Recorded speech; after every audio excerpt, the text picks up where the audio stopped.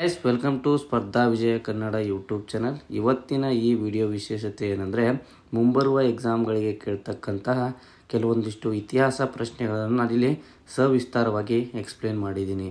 ಇದು PC, PSI, STA, FDA, group C, KS, UPSC, RRB, SSC ಎಕ್ಸಾಮ್ಗಳಿಗೆ important ಆಗಿರ್ತಕ್ಕಂಥ ಪ್ರಶ್ನೆಗಳನ್ನು ನಾನು ಈ ವಿಡಿಯೋದಲ್ಲಿ ಡಿಸ್ಕಸ್ ಮಾಡಿದ್ದೀನಿ. ವಿಡಿಯೋ ಇಷ್ಟ ಆದರೆ ಲೈಕ್ ಮಾಡಿ, ಶೇರ್ ಮಾಡಿ, ಸಬ್ಸ್ಕ್ರೈಬ್ ಮಾಡಿ. ಇಷ್ಟ ಆಗಿಲ್ಲ ಅಂದರೆ ಡಿಸ್ಲೈಕ್ ಮಾಡಿ ಅಂತಲೇ ಹೇಳ್ತೀನಿ. ನೋಡಿ, ಟೈಮ್ ವೇಸ್ಟ್ ಮಾಡಿದೆ, ನೆಕ್ಸ್ಟ್ ವಿಡಿಯೋನ ನೋಡೋಣ. ಪ್ರಶ್ನೆ 1 ಹೀಗಿರುತ್ತೆ: ಕರ್ನಾಟಕ ಪದದ ಅರ್ಥವೇನು?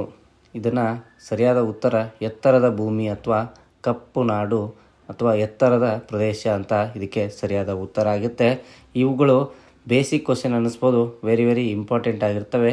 ಎರಡನೇ ಪ್ರಶ್ನೆ ನೋಡಿ: ಕರ್ನಾಟಕದ ಬಾದಾಮಿಯಲ್ಲಿ ಯಾವ ಪ್ರಾಚೀನ ಸಾಮ್ರಾಜ್ಯವು ತನ್ನ ರಾಜಧಾನಿಯನ್ನು ಹೊಂದಿತ್ತು? ಇದು ಚಾಲುಕ್ಯರ ಸಾಮ್ರಾಜ್ಯದ ರಾಜಧಾನಿಯಾಗಿತ್ತು. ಬಾದಾಮಿಯಲ್ಲಿ ಗುಹೆಗಳಿವೆ ಅಂತ ಹೇಳ್ತಕ್ಕಂಥದ್ದು. ಮೂರನೇ ಪ್ರಶ್ನೆ: ವಿಜಯನಗರ ಸಾಮ್ರಾಜ್ಯದ ಸ್ಥಾಪಕ ಯಾರು? ಈ ಪ್ರಶ್ನೆಗೆ ಸರಿಯಾದ ಉತ್ತರ ಹರಿಹರ 1 ಮತ್ತು ಬುಕ್ಕರಾಯ 1 ವಿಜಯನಗರ ಸಾಮ್ರಾಜ್ಯವನ್ನು ಸ್ಥಾಪನೆ ಮಾಡ್ತಾರೆ. ನಾಲ್ಕನೇ ಪ್ರಶ್ನೆ: ವಿಜಯನಗರ ಸಾಮ್ರಾಜ್ಯದ ಪತನಕ್ಕೆ ಕಾರಣವಾದ ಯುದ್ಧ ಯಾವುದು? ಜನವರಿ 23, 1565ರಲ್ಲಿ ನಡೆದಿರ್ತಕ್ಕಂತಹ ತಾಳಿಕೋಟೆ ಕದನ ವಿಜಯನಗರ ಸಾಮ್ರಾಜ್ಯದ ಪತನಕ್ಕೆ ಕಾರಣವಾಗ್ತದೆ. ಐದನೇ ಪ್ರಶ್ನೆ ನೋಡಿ: ವಿಜಯನಗರ ಸಾಮ್ರಾಜ್ಯದ ಪತನದ ನಂತರ ಯಾವ ರಾಜವಂಶವು ಕರ್ನಾಟಕವನ್ನು ಆಳಿತು? ಸರಿಯಾದ ಉತ್ತರ ಇದಕ್ಕೆ ಬಿಜಾಪುರದ ಆದಿಲ್ ಶಾಹಿಗಳು ಮತ್ತು ಗೋಲ್ಕೊಂಡದ ಕುತುಬ್ ಶಾಹಿಗಳು ವಿಜಯನಗರ ಸಾಮ್ರಾಜ್ಯದ ನಂತರ ಆಳ್ವಿಕೆಯನ್ನು ಮಾಡ್ತವೆ. ಯಾಕಂದರೆ ಇವು ಬೀದರ್ನ ಆದಿಲ್ ಶಾಹಿಗಳನ್ನು ಸೋಲಿಸಲು ವಿಜಯನಗರದ ಶ್ರೀಕೃಷ್ಣ ದೇವರಾಯ ಹೆಲ್ಪ್ ಮಾಡಿರ್ತಾನೆ, ಯಾರಿಗೆ? ಬ್ರಿಟಿಷರಿಗೆ. ಆದ್ದರಿಂದ ಅವರು ಸಿಟ್ಟಿಗೆ ವಾಪಸ್ ಇವ್ರನ್ನ ಸೋಲಿಸಿ ಅಧಿಕಾರಕ್ಕೆ ಬರ್ತಾರೆ. ಯಾರು? ಬಿಜಾಪುರಿನ ಆದಿಲ್ ಶಾಹಿಗಳು ಮತ್ತು ಗೋಲ್ಕೊಂಡದ ಕುತುಬ್ ಶಾಹಿಗಳು ಸೇರಿಕೊಂಡು ವಿಜಯನಗರ ಸಾಮ್ರಾಜ್ಯವನ್ನು ಪತನ ಮಾಡ್ತಾರೆ ಅಂತ ಹೇಳ್ಬೋದು. ನೆಕ್ಸ್ಟು 6ನೇ ಪ್ರಶ್ನೆ: ಕಿತ್ತೂರಿನ ಯಾವ ಪೌರಾಣಿಕ ರಾಣಿ 19ನೇ ಶತಮಾನದಲ್ಲಿ ಬ್ರಿಟಿಷರ ವಿರುದ್ಧ ಹೋರಾಡಿದರು? ಈ ಪ್ರಶ್ನೆಗೆ ಸರಿಯಾದ ಉತ್ತರ ಕಿತ್ತೂರಾಣಿ ಚೆನ್ನಮ್ಮ ಅಂತ ಹೇಳ್ತಕ್ಕಂಥದ್ದು. ನೆಕ್ಸ್ಟು 7ನೇ ಪ್ರಶ್ನೆ: ಬಿಜಾಪುರದಲ್ಲಿ ಗೋಲ್ ಗುಂಬಜ್ ಸಮಾಧಿಯನ್ನು ನಿರ್ಮಿಸಿದವರು ಯಾರು? ಈ ಪ್ರಶ್ನೆಗೆ ಸರಿಯಾದ ಉತ್ತರ ಆದಿಲ್ ಶಾ ಅಥವಾ ಮೊಹಮ್ಮದ್ ಆದಿಲ್ ಶಾ ಅಂತ ಹೇಳ್ತಕ್ಕಂಥದ್ದು. 8ನೇ ಪ್ರಶ್ನೆ ನೋಡಿ: ಕರ್ನಾಟಕದಲ್ಲಿ ಯಾವ ಪ್ರಾಚೀನ ವಿಶ್ವವಿದ್ಯಾನಿಲಯವು ಪ್ರವರ್ಧಮಾನಕ್ಕೆ ಬಂದಿತ್ತು ಮತ್ತು ವೇದ ಅಧ್ಯಯನದ ಕೇಂದ್ರವಾಗಿತ್ತು? ಇದಕ್ಕೆ ಸರಿಯಾದ ಉತ್ತರ ಶೃಂಗೇರಿಯಲ್ಲಿನ ಶಾರದಾ ಪೀಠ ಇದಕ್ಕೆ ಸರಿಯಾದ ಉತ್ತರ ಆಗಿರುತ್ತೆ. 9ನೇ ಪ್ರಶ್ನೆ ನೋಡಿ: ಹಳೇಬೀಡಿನಲ್ಲಿ ಹೊಯ್ಸಳೇಶ್ವರ ದೇವಾಲಯವನ್ನು ನಿರ್ಮಿಸಿದ ರಾಜವಂಶ ಯಾವುದು? ಈ ಪ್ರಶ್ನೆಗೆ ಸರಿಯಾದ ಉತ್ತರ ಹೊಯ್ಸಳ ರಾಜವಂಶ. ಹೊಯ್ಸಳ ರಾಜವಂಶದವರು ಹಳೇಬೀಡಿನಲ್ಲಿ ಹೊಯ್ಸಳೇಶ್ವರ ದೇವಾಲಯವನ್ನು ಕಟ್ಟಿಸಿರ್ತಾರೆ. ವೆರಿ ಇಂಪಾರ್ಟೆಂಟ್ ಆಗಿರುತ್ತೆ. ಈ ಪ್ರಶ್ನೆನ ಕೇಳಿದ್ದಾರೆ ಅಂತ ಹೇಳ್ತಕ್ಕಂಥದ್ದು. ನೆಕ್ಸ್ಟ್ ನೋಡಿ 10ನೇ ಪ್ರಶ್ನೆ: ಆಂಗ್ಲೋ ಮೈಸೂರು ಯುದ್ಧಗಳಲ್ಲಿ ಬ್ರಿಟಿಷರ ವಿರುದ್ಧ ಯಾವ ಮೈಸೂರು ಅರಸರು ಹೋರಾಡಿದರು? ಈ ಪ್ರಶ್ನೆಗೆ ಸರಿಯಾದ ಉತ್ತರ ಟಿಪ್ಪು ಸುಲ್ತಾನ್ ಅಂತ ಹೇಳ್ತಕ್ಕಂಥದ್ದು. ನೆಕ್ಸ್ಟ್ ನೋಡಿ 11ನೇ ಪ್ರಶ್ನೆ: ಹಂಪಿಯ ವಿಠಲ ದೇವಾಲಯದ ಸಾಂಪ್ರದಾಯಿಕ ಕಲ್ಲಿನ ರಥದ ವಾಸ್ತುಶಿಲ್ಪಿ ಯಾರು? ಇದಕ್ಕೆ ಸರಿಯಾದ ಉತ್ತರ ಅಮರಶಿಲ್ಪಿ ಜಕಣಾಚಾರ್ಯವರು ಹಂಪಿಯ ವಿಠಲ ದೇವಾಲಯವನ್ನು ಕೆತ್ತಿರ್ತಕ್ಕಂಥದ್ದು. ಇಂಪಾರ್ಟೆಂಟ್ ಆಗಿರುತ್ತೆ. ಹಾಗೆ 12ನೇ ಪ್ರಶ್ನೆ ನೋಡಿ: ಯಾವ ಬಹುಮನಿ ಸುಲ್ತಾನನು ಕರ್ನಾಟಕದಲ್ಲಿ ಬಹುಮನಿ ಸುಲ್ತಾನನನ್ನು ಸ್ಥಾಪಿಸಿದರು? ಅಂದರೆ ಬಹುಮನಿ ಮನೆತನವನ್ನು ಸ್ಥಾಪಿಸಿದವರು ಯಾರು ಅಂತ ಪ್ರಶ್ನೆ ಕೇಳ್ತಾರೆ. ಇದಕ್ಕೆ ಸರಿಯಾದ ಉತ್ತರ ಅಲಾವುದ್ದೀನ್ ಬಹುಮನ್ ಶಾ ಇವರು ಬಹುಮನಿ ಸುಲ್ತಾನ ಕರ್ನಾಟಕದಲ್ಲಿ ಸ್ಥಾಪನೆ ಮಾಡತಕ್ಕಂಥ ಒಬ್ಬರು ಆಗಿರ್ತಾರೆ. ಇದಕ್ಕೆ ಇಂಪಾರ್ಟೆಂಟ್ ಆಗಿ ಅಂತ ಹಾಕ್ಕೊಬಿಡಿ, ವೆರಿ ಇಂಪಾರ್ಟೆಂಟ್ ಪ್ರಶ್ನೆ ಇದಾಗಿರುತ್ತೆ. ಇದನ್ನ ಹಲವಾರು ಬಾರಿ ಎಕ್ಸಾಮ್ಗಳಲ್ಲಿ ಆಲ್ರೆಡಿ ಕೇಳಿಬಿಟ್ಟಿದ್ದಾರೆ. ನೆಕ್ಸ್ಟ್ 13ನೇ ಪ್ರಶ್ನೆ ನೋಡಿ: ಕರ್ನಾಟಕದ ಇತಿಹಾಸದಲ್ಲಿ ತಲಕಾಡಿನ ಶಾಪದ ಮಹತ್ವವೇನು? ಇದಕ್ಕೆ ಸರಿಯಾದ ಉತ್ತರ ಇದು ಒಡೆಯರ ರಾಜವಂಶಕ್ಕೆ ಶಾಪ ನೀಡಿದ್ದು ಎಂದು ನಂಬಲಾಗಿದೆ. 14ನೇ ಪ್ರಶ್ನೆ ನೋಡಿ: ಭಾರತದ ಅತ್ಯುನ್ನತ ನಾಗರಿಕ ಪ್ರಶಸ್ತಿಯಾದ ಭಾರತ ರತ್ನವನ್ನು ಪಡೆದ ಮೊದಲ ಮಹಿಳೆ ಯಾರು ಮತ್ತು ಕರ್ನಾಟಕದಿಂದ ಬಂದವರು ಯಾರು ಅಂತ ಕರೆಯಿದರೆ? ಇದಕ್ಕೆ ಪ್ರಶ್ನೆಗೆ ಸರಿಯಾದ ಉತ್ತರ ಮೋಕ್ಷಗುಂಡಂ ವಿಶ್ವೇಶ್ವರಯ್ಯ. ಮಹಿಳೆ ಮತ್ತು ಪುರುಷರಲ್ಲಿ ಇವರೇ ಮೊದಲು ಪಡೆದಿದ್ದು 1955ರಲ್ಲಿ. 15ನೇ ಪ್ರಶ್ನೆ ನೋಡಿ: 10ನೇ ಶತಮಾನದಲ್ಲಿ ಕನ್ನಡ ಸಾಹಿತ್ಯಕ್ಕೆ ನೀಡಿದ ಕೊಡುಗೆಗಳಿಗಾಗಿ ಯಾವ ರಾಜ್ಯವು ಪ್ರಸಿದ್ಧವಾಗಿದೆ? ಇದಕ್ಕೆ ಸರಿಯಾದ ಉತ್ತರ ರಾಷ್ಟ್ರಕೂಟ ಸಾಮ್ರಾಜ್ಯ. 16ನೇ ಪ್ರಶ್ನೆ, ಉತ್ತರ ಭಾರತದ ದೊರೆ ಹರ್ಷವರ್ಧನನನ್ನು ಸೋಲಿಸಿದ ಚಾಲುಕ್ಯ ದೊರೆ ಯಾರು? ಇದಕ್ಕೆ ಸರಿಯಾದ ಉತ್ತರ 2ನೇ ಪುಲಿಕೇಶಿ ಆಗಿರ್ತಾರೆ. 2ನೇ ಪುಲಿಕೇಶಿಯನ್ನು 1ನೇ ಮಹೇಂದ್ರ ವರ್ಮ ಸೋಲಿಸ್ತಾನೆ. ಆಮೇಲೆ ಅವರ ಮಗನಾಗಿರ್ತಕ್ಕಂಥ 1ನೇ ಮಹೇಂದ್ರ ವರ್ಮ 2ನೇ ಪುಲಿಕೇಶಿಯನ್ನು ಸೋಲಿಸಿ ಸಾಯಿಸಿಬಿಡ್ತಾರೆ. 17ನೇ ಪ್ರಶ್ನೆ ನೋಡಿ, ಯಾವ ಪ್ರಾಚೀನ ಬಂದರು ನಗರವು ಕರ್ನಾಟಕದ ಪ್ರಮುಖ ವ್ಯಾಪಾರ ಕೇಂದ್ರವಾಗಿತ್ತು? ಮುಜರೀಸ್ ಇದು ಪ್ರಾಚೀನ ಬಂದರಾಗಿತ್ತು. ಇದು ಕರ್ನಾಟಕದ ಪ್ರಮುಖ ವ್ಯಾಪಾರ ಕೇಂದ್ರವಾಗಿತ್ತು ಅಂತ ಹೇಳ್ತಕ್ಕಂಥದ್ದು. 18ನೇ ಪ್ರಶ್ನೆ ನೋಡಿ, ಕನ್ನಡ ಸಾಹಿತ್ಯದಲ್ಲಿ ಲಭ್ಯವಿರುವ ಆಂತರಿಕ ಕೃತಿ ಎಂದು ಪರಿಗಣಿಸಲಾದ ಕವಿರಾಜ ಮಾರ್ಗವನ್ನು ಬರೆದವರು ಯಾರು? ರಾಜ ಅಮೋಘ ವರ್ಷ ನೃಪತುಂಗ ಇವರು ಕನ್ನಡ ಸಾಹಿತ್ಯದ ಕೃತಿಯಾಗಿರ್ತಕ್ಕಂಥ ಕವಿರಾಜ ಮಾರ್ಗವನ್ನು ಬರೆದಿರ್ತಾರೆ. 19ನೇ ಪ್ರಶ್ನೆ, ಏಕಶಿಲೆಯ ಪ್ರತಿಮೆಗಳನ್ನು ಹೊಂದಿರುವ ಯಾವ ಪ್ರಾಚೀನ ಜೈನ ಕೇಂದ್ರವು ಕರ್ನಾಟಕದಲ್ಲಿದೆ? ಏಕಶಿಲೆ ಅಂದರೆ ಬೆಳಗೊಳದ ಗೊಮ್ಮಟೇಶ್ವರ ಮೂರ್ತಿ. ಇದು ಏಕಶಿಲೆಯನ್ನು ಹೊಂದಿರತಕ್ಕಂಥ ಒಂದು ಜೈನ ಕೇಂದ್ರ ಆಗಿರ್ತದೆ ಅಥವಾ ಜೈನ ವಿಗ್ರಹ ಆಗಿರ್ತದೆ ಅಂತ ಹೇಳ್ತಕ್ಕಂಥದ್ದು. 20ನೇ ಪ್ರಶ್ನೆ ನೋಡಿ, ಕರ್ನಾಟಕದ ಯಾವ ಪ್ರದೇಶವನ್ನು ಕಲ್ಲಿನ ವಾಸ್ತುಶಿಲ್ಪದ ತೊಟ್ಟಿಲು ಎಂದು ಕರೀತಾರೆ? ಬಾದಾಮಿಯನ್ನು ವಾಸ್ತುಶಿಲ್ಪದ ತೊಟ್ಟಿಲು ಅಂತ ಕರೀತಾರೆ ಅಂತ ಹೇಳ್ತಕ್ಕಂಥದ್ದು. ಬಾದಾಮಿಯಲ್ಲಿ 3 ಗುಹೆಗಳಿರ್ತವೆ. ಗುಹೆಗಳನ್ನು ಮಂಗಳೇಶನವರು ಕೆತ್ತಿಸಿರ್ತಾರೆ. 21ನೇ ಪ್ರಶ್ನೆ ನೋಡಿ, 17ನೇ ಶತಮಾನದ ಉತ್ತರಾರ್ಧದಲ್ಲಿ ಬೆಂಗಳೂರನ್ನು ವಶಪಡಿಸಿಕೊಂಡ ಮರಾಠ ಪಡೆಗಳ ಕಮಾಂಡರ್ ಯಾರು? ಶಹಾಜಿ ಭೋಸ್ಲೆ ಅವರು ಹೆಸರಾಂತ ಮರಾಠ ಹೋರಾಟಗಾರ. ಅಂದರೆ ಮರಾಠ ಆಡಳಿತದಲ್ಲೇ ಹೆಸರನ್ನು ಮಾಡಿರ್ತಕ್ಕಂಥವ್ರು ಶಹಾಜಿ ಭೋಸ್ಲೆ ಅವರು. ಇವರು ಉತ್ತರಾರ್ಧದಲ್ಲಿ ಇವರು ಅಧಿಕಾರದಲ್ಲಿದ್ದಾಗ ಬೆಂಗಳೂರನ್ನು ವಶಪಡಿಸಿಕೊಳ್ತಾರೆ ಅಂತ ಹೇಳ್ತಕ್ಕಂಥದ್ದು. ಮತ್ತು ಅದಕ್ಕೆ ಕಮಾಂಡರ್ ಪಡೆಯನ್ನು ನೇಮಿಸಿರ್ತಾರೆ. ಆ ಕಮಾಂಡರ್ಗೆ ಕಮಾಂಡೆಂಟ್ ಆಗಿ ಶಹಾಜಿ ಭೋಸ್ಲೆ ಅವರು ಇರ್ತಾರೆ.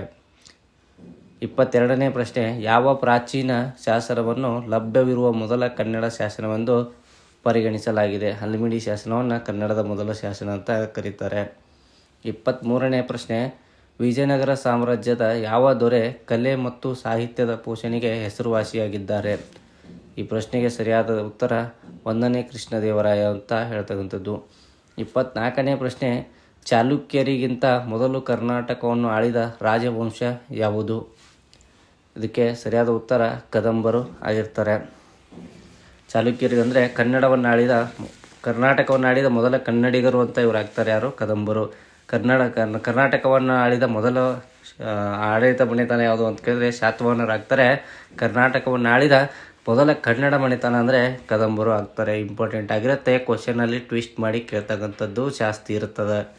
25ನೇ ಪ್ರಶ್ನೆ ನೋಡಿ, ಟಿಪ್ಪು ಸುಲ್ತಾನನ ಸೆರೆ ಹಿಡಿಯುವಿಕೆ ಮತ್ತು ಸಾವಿನಲ್ಲಿ ಯಾವ ಬ್ರಿಟಿಷ್ ಅಧಿಕಾರಿ ಭಾಗಿಯಾಗಿದ್ದರು?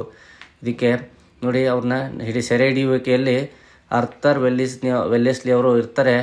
ಆಮೇಲೆ ಡ್ಯೂಕ್ ಆಫ್ ವೆಲ್ಲಿಂಗ್ಟನ್ ಅವರು ಅದನ್ನು ಸಾಯಿಸುವಲ್ಲಿ ಅಧಿಕಾರ ಇರ್ತಾರೆ. ಹಿಡಿಯುವಲ್ಲಿ ಆರ್ಥರ್ ವೆಲ್ಲೆಸ್ಲಿ ಇದ್ದರೆ ಸಾಯಿಸುವಲ್ಲಿ ವೆಲ್ಲಿಂಗ್ಟನ್ ಅವರು ಇರ್ತಾರೆ. ಇಂಪಾರ್ಟೆಂಟ್ ಆಗಿರುತ್ತೆ, ಎರಡನ್ನೂ ಕೇಳಿದ್ದಾರೆ. 26ನೇ ಪ್ರಶ್ನೆ, ಪಶ್ಚಿಮ ಚಾಲುಕ್ಯ ಸಾಮ್ರಾಜ್ಯದ ರಾಜಧಾನಿಯಾಗಿ ಸೇವೆ ಸಲ್ಲಿಸಿದ ನಗರ ಯಾವುದು ಅಂತ? ಮಾನ್ಯಕೇಟ ಅಥವಾ ಮಾಳ್ಖೇಡ ಅಂತ ಕರೀತಾರೆ. ಇದನ್ನು ರಾಷ್ಟ್ರಕೂಟರ ರಾಜಧಾನಿಗಂತ ಅವರು ಕರೀತಾರೆ. ರಾಷ್ಟ್ರಕೂಟರ ರಾಜಧಾನಿಯೂ ಆಗಿತ್ತು. 27ನೇ ಪ್ರಶ್ನೆ, ಕರ್ನಾಟಕದಲ್ಲಿ ಪಶ್ಚಿಮ ಚಾಲುಕ್ಯರ ಉತ್ತರಾಧಿಕಾರಿಯಾದ ರಾಜವಂಶ ಯಾವುದು? ಹೊಯ್ಸಳ ರಾಜವಂಶ. ಇದು ಪಶ್ಚಿಮ ಚಾಲುಕ್ಯರ ಉತ್ತರಾಧಿಕಾರಿಯಾಗಿ ಆಗಿರ್ತಕ್ಕಂಥ ಒಂದು ರಾಜ್ಯವಾಗಿತ್ತು. ಯಾವುದು? ಹೊಯ್ಸಳ ರಾಜವಂಶ. 28ನೇ ಪ್ರಶ್ನೆ, ಕರ್ನಾಟಕದಲ್ಲಿ ಲಿಂಗಾಯತ ನಂಬಿಕೆಯ ಪೋಷಕ ಸಂತ ಮತ್ತು ಸ್ಥಾಪಕ ಯಾರು? ಇದಕ್ಕೆ ಸರಿಯಾದ ಉತ್ತರ ಬಸವಣ್ಣ ಅಥವಾ ಬಸವೇಶ್ವರ. ಇದಕ್ಕೆ ಸರಿಯಾದ ಉತ್ತರ ಆಗುತ್ತೆ. ಲಿಂಗಾಯತ ನಂಬಿಕೆಯ ಪೋಷಕ ಅಂತ ಇವ್ರನ್ನ ಕರೀತಾರೆ. 29ನೇ ಪ್ರಶ್ನೆ, ಯಾವ ಪ್ರಾಚೀನ ಶಾಸನವು ಚಾಲುಕ್ಯ ದೊರೆ 2ನೇ ಪುಲಕೇಶಿಯ ವಿಜಯಗಳನ್ನು ದಾಖಲಿಸಿದೆ? ಐಹೊಳೆ ಶಾಸನ 2ನೇ ಪುಲಕೇಶಿಯ ವಿಜಯಗಳನ್ನು ದಾಖಲಿಸಿದ ಒಂದು ಮುಖ್ಯ ಶಾಸನ ಆಗುತ್ತೆ. ಅದು ಐಹೊಳೆಯಲ್ಲೇ ನೆಲೆಸಿರ್ತಕ್ಕಂಥದ್ದು. ಐಹೊಳೆಯಲ್ಲೇ ಅದು ಇದೆ ಆ ಶಾಸನ. 30ನೇ ಪ್ರಶ್ನೆ, ಯಾವ ಪ್ರಾಚೀನ ರಾಜವಂಶವು ಪಟ್ಟದಕಲ್ ನಗರವನ್ನು ದೇವಾಲಯ ನಿರ್ಮಾಣ ಕೇಂದ್ರವಾಗಿ ಸ್ಥಾಪಿಸಿತು? ಚಾಲುಕ್ಯರ ವಂಶದಲ್ಲೇ ಪಟ್ಟದಕಲ್ಲು, ಬಾದಾಮಿ, ಐಹೊಳೆ ಇವೆಲ್ಲ ದೇವಾಲಯಗಳನ್ನು ನಿರ್ಮಿಸತಕ್ಕಂಥದ್ದು. 31ನೇ ಪ್ರಶ್ನೆ, 17ನೇ ಶತಮಾನದಲ್ಲಿ ಕರ್ನಾಟಕದ ಮೇಲೆ ಆಕ್ರಮಣ ಮಾಡಿದ ಮೊಘಲ್ ಚಕ್ರವರ್ತಿ ಯಾರು? ಈ ಪ್ರಶ್ನೆಗೆ ಸರಿಯಾದ ಉತ್ತರ ಔರಂಗಜೇಬ್ ಅವರು 17ನೇ ಶತಮಾನದಲ್ಲಿ ಕರ್ನಾಟಕದ ಮೇಲೆ ಹೋರಾಟ ಮಾಡ್ತಕ್ಕಂಥದ್ದು, ಅಂದರೆ ಆಕ್ರಮಣ ಮಾಡಿದ ಮೊದಲ ಚಕ್ರವರ್ತಿ ಅಂತ ಹೆಸರುವಾಸಿಯಾಗಿರ್ತಕ್ಕಂಥದ್ದು. 32ನೇ ಪ್ರಶ್ನೆ ನೋಡಿ, ಕರ್ನಾಟಕದಲ್ಲಿ ಸಿಂಧೂ ಕಣಿವೆ ನಾಗರಿಕತೆಯ ಸಮಯದಲ್ಲಿ ಜನರ ಮುಖ್ಯ ಉದ್ಯೋಗ ಏನಾಗಿತ್ತು? ಅಂದರೆ ಅವಾಗ ಕೃಷಿ ಆಗಿತ್ತು. ಸಿಂಧೂ ನಾಗರಿಕತೆಯ ಸಮಯದಲ್ಲಿ ಕರ್ನಾಟಕದಲ್ಲಿ ಮುಖ್ಯ ಉದ್ಯೋಗವಾಗಿ ಕೃಷಿ ಇತ್ತು ಅಂತ ಹೇಳ್ತಕ್ಕಂಥದ್ದು. 33ನೇ ಪ್ರಶ್ನೆ ನೋಡಿ, ಯಾವ ಪ್ರಸಿದ್ಧ ಕನ್ನಡ ಸಂತರು ಕರ್ನಾಟಕದಲ್ಲಿ ಭಕ್ತಿ ಚಳುವಳಿಯನ್ನು ಪ್ರಚಾರ ಮಾಡಿದರು? ಅಲ್ಲಮ ಪ್ರಭು ಅವರು ಮೊಟ್ಟ ಮೊದಲ ಬಾರಿಗೆ ಕರ್ನಾಟಕದಲ್ಲಿ ಭಕ್ತಿ ಚಳುವಳಿಯನ್ನು ಪ್ರಚಾರ ಮಾಡ್ತಾರೆ. ಅವರೊಬ್ಬರ ಹೆಸರಾಂತ ಭಕ್ತಿ ಪಂಥರಾಗಿರ್ತಕ್ಕಂಥದ್ದು ಇಂಪಾರ್ಟೆಂಟ್ ಆಗಿರುತ್ತೆ. ನೆಕ್ಸ್ಟ್ ನೋಡಿ 34ನೇ ಪ್ರಶ್ನೆ, ತಾಳಿಕೋಟೆ ಕದನದ ಸಮಯದಲ್ಲಿ ತಾಳಿಕೋಟೆ ಯುದ್ಧ ನಡೆದಾಗ ಯಾರಿದ್ರು ಚಕ್ರವರ್ತಿ ಅಂತ ಕೇಳಿದರೆ ಅಳಿಯ ರಾಮರೇ ಅವರು ಇರ್ತಾರೆ.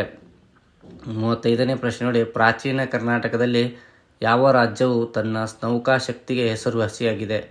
ಇದಕ್ಕೆ ಸರಿಯಾದ ಉತ್ತರ ಕದಂಬರು ಅಥವಾ ಕನ್ನಡದ ಕದಂಬರು ಅಂತ ಹೇಳ್ತಕ್ಕಂಥದ್ದು. 36ನೇ ಪ್ರಶ್ನೆ ನೋಡಿ, ವಿಜಯನಗರ ಸಾಮ್ರಾಜ್ಯದ ಆರಂಭವನ್ನು ಯಾವುದು ಗುರುತಿಸಿತು? ಮದುರೈನ ಸುಲ್ತಾನರ ಸೋಲು ವಿಜಯನಗರ ಸಾಮ್ರಾಜ್ಯದ ಆರಂಭವನ್ನು ಗುರುತಿಸುತ್ತದೆ. ವಿಜಯನಗರ ಸಾಮ್ರಾಜ್ಯದ ಅಂತ್ಯವನ್ನು ಗುರುತಿಸೋದು ಯಾರು ಅಂದರೆ ಆದಿಲ್ ಶಾಹಿಗಳು ಅಂತ ಹೇಳ್ತಕ್ಕಂಥದ್ದು. ಬಿಜಾಪುರದ ಆದಿಲ್ ಶಾಹಿಗಳು ಅವರ ಅಂತ್ಯವನ್ನು ಮಾಡಿರ್ತಕ್ಕಂಥವ್ರು ಅಂತ ಹೇಳ್ತಕ್ಕಂಥದ್ದು. 37ನೇ ಪ್ರಶ್ನೆ ನೋಡಿ, ವಿಜಯನಗರ ಸಾಮ್ರಾಜ್ಯದ ಕೊನೆಯ ದೊರೆ ಯಾರು? ಇದಕ್ಕೆ ಸರಿಯಾದ ಉತ್ತರ ಸದಾಶಿವರಾಯ. 39ನೇ ಪ್ರಶ್ನೆ,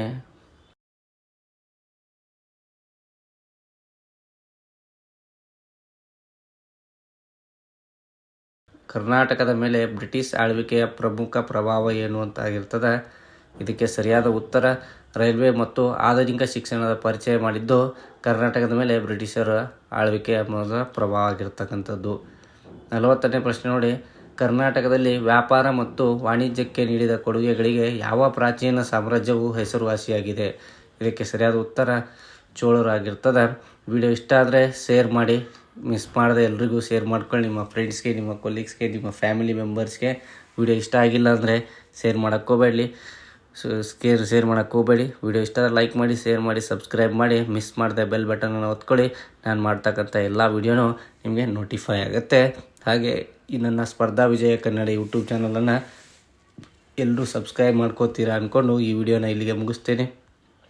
ಥ್ಯಾಂಕ್ ಯು ಸೋ ಮಚ್.